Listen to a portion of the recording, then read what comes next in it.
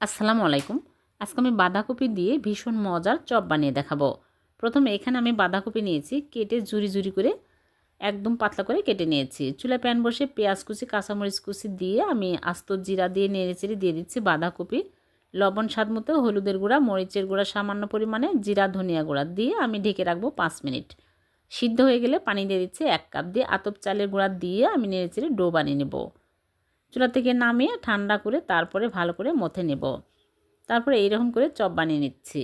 সবগুলো বানিয়ে নিয়েছি। একটা ডিম সামান্য লবণ দিয়ে ফেটিয়ে নিব। তারপরে আমি ভেজে নিব। এর জন্য চুলায় প্যানে তেল দিয়ে তেল গরম করে নিয়েছি। এখন একটা করে চপ ডিমের মিশ্রণের মধ্যে চুবিয়ে তারপরে গরম তেলের মধ্যে দিয়ে উল্টে পাল্টে ভেজে নেব। এরকম কালার হলে তুলে নিতে হবে। হয়ে গেল ভীষণ মজার বাঁধাকপির চপ। এভাবে বানিয়ে দেখবেন, খেতে দুর্দান্ত স্বাদের হয়।